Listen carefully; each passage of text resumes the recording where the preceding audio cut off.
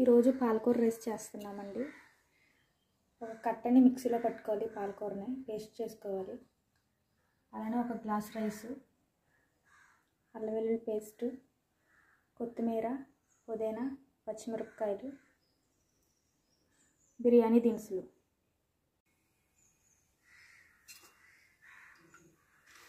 Oil వేసుకుందామండి.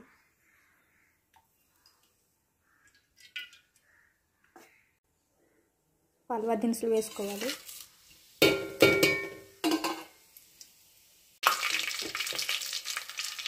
అల్లం వెల్లుల్లి పేస్ట్ 1 స్పూన్ వేసుకోవాలి.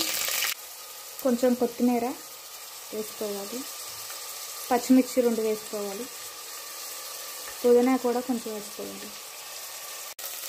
కొంచెం పసుపు వేసుకోవాలి.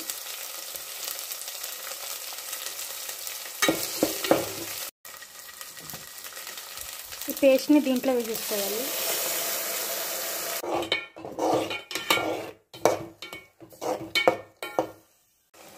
కొంచెం గరం మసాలా వేసుకోవాలి.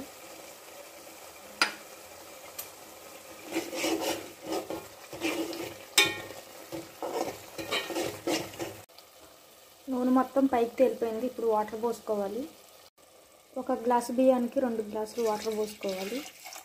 బాగా నీళ్ళు మరిగిపోతున్నాయి. కొంచెం కరివేపాకు వేసుకుందాం. కొంచెం ఉప్పు టేస్ట్కి సరిపడట్టు.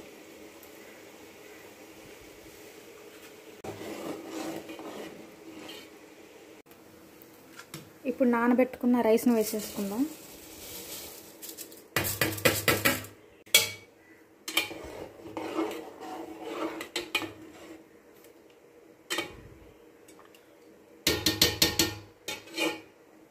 కొత్తిమీర, పుదీనా వేసుకోవాలి. ఒక 30 నిమిషాలు ఆగిన తర్వాత రెడీ అయిపోతుంది పాలకూర రైస్. రెడీ అయిపోయింది పాలకూర రైస్. చాలా హెల్దీ, టేస్టీ. మీరు కూడా ట్రై చేయండి. చాలా టేస్టీగా ఉంటుంది, హెల్దీ. ఫైనల్గా రెడీ అయిపోయింది పాలకూర రైస్, హెల్దీ.